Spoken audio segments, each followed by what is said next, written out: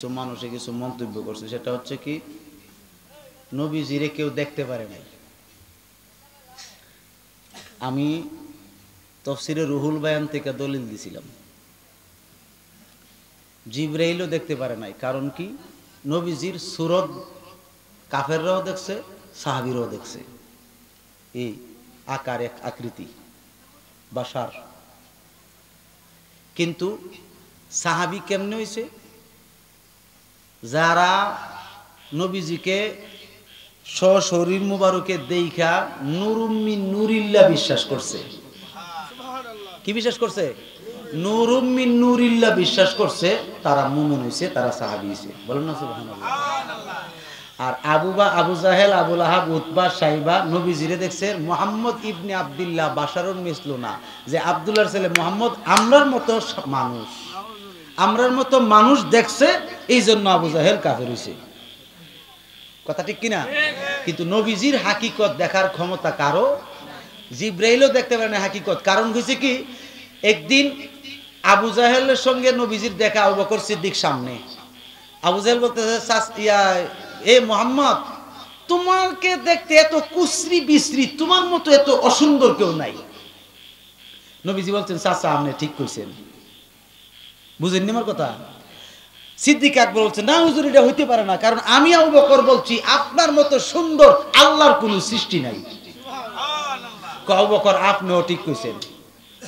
হুজুর এটা কেমনে? দুইটা ঠিকও কেমনে? নবীজি বলছে, আবু জাহেল যখন আমার দিকে তাকাইছে, আমি এবং আবু জাহেলের মাঝখানে আবু জাহেলের দিকে রূপ করে আল্লাহ পাক কুদরতি আয়না ধরছে। আয়না ধরার পরে তার কুশ্রী বিশ্রী চেহারা দেখছে, এই জন্য তারটা তার সে বদনাম করছে, আমারে দেখতে পারে নাই। হুজুর আমি বলে, আপনি যখন আমারে দেখছেন, আমি এবং আপনার সামনে মাঝখানে আপনার দিকে আল্লাহ পাক কুদরতের আয়না ধরছে, আপনার সৌন্দর্য আপনি দেখছেন, কিন্তু আপনিও আমার হাকিকত দেখতে পারেন নাই। দেখছেন নুরুম্মিন নুরিল্লাহ। বলেন না সুবহানাল্লাহ। নুরুম্মিন নুরিল্লাহ অর্থাৎ আল্লাহর নবী নূর। যেই ব্যক্তি বলবে মাটি, তার ঈমান নাই। ঠিক কি রকম? হ্যাঁ, তুমি বলেন ঠিক না ঠিক? দুই হাত উত্তোলন বলেন ঠিক না ঠিক?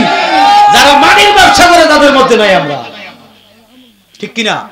মাটির ব্যবসার মধ্যে আমরা নাই। আমরা হচ্ছি নুরুম্মিন নুরিল্লাহ। এটা জালালাইন শরীফও আছে, তাফসীরে রুহুলে আছে, রুহুল বায়ানে আছে, রুহুল মানিতে আছে। একটা দুইটা না, প্রায় 14টা তাফসীরের কিতাবে আছে নবীজির নূর। বলেন সুবহানাল্লাহ। এই জন্য আপনারা বিভ্রান্তি হবেন না, ওয়াজ না বুঝা মন্তব্য করা উচিত না। ঠিক নেই? আমাকে খারাপ খারাপ কমেন্ট করছে কিছু ওয়াহাবি মতবাদে আহলে হাদিস। আমি বলছি, আহলে হাদিসের জবাব আমি দেওয়ার দরকার লাগে না, কারণ আমি দেব মঞ্চে। আমি দেব কি? মঞ্চে ভিডিও থাকবে, এটা উত্তোলন হবে, সমস্যা নাই। ঠিক কিনা? জিবরাইল আমিন দেখতে পারে নাই, কারণ জিবরাইল আমিন যখন নবীজিরে নিয়ে সিদরাতুল মুনতাহা গেছে, তখন বলতেছে, আগার একসর মুই বর্তর ফরম ফরুগে তাজাল্লি বা সুজাদ ফরম। নবী গো, এখান থেকে চুল পরিমাণ সামনে গেলে আল্লাহর নূরের তাজাল্লিতে আমি পুরা ছাই হয়ে যাব। নবীজি বলছেন, তো মক্কাতেও তো আল্লাহর নূর ছিল, কই তুমি তো ভুললা না। বাইতুল মুকাদ্দাসেও তো আল্লাহর নূর ছিল, কই তুমি তো ভুললা না। সাত আসমানেও তো আল্লাহর নূর ছিল, কই তুমি তো ভুললা না। তুমি তো আল্লাহর নূরের সাথেই ছিলে, কোন জায়গায় তো তুমি ভুললা না। আসল কথাটা একটু কও না।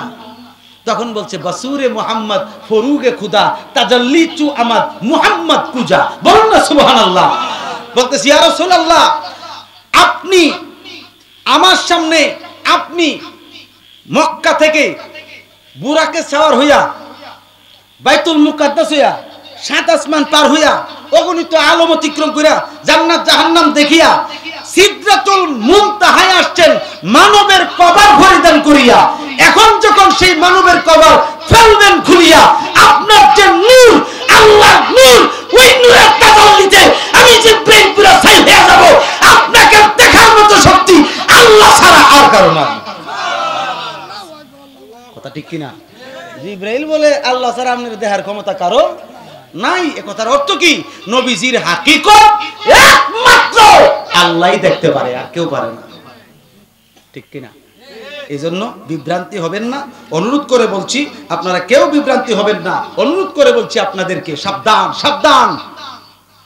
বিভ্রান্তি মূলক প্রশ্নের উত্তর দিবেন না, কমেন্ট করবেন না, কারণ আগে ওয়াজ বুঝবেন, আমাকে ফোন দিয়ে বলবেন, হুজুর এটা কি ওয়াজ করছেন, কোন কিতাবে আছে, আমি একটু জানতে চাই। হ্যাঁ বলে দেবো, সমস্যা নাই।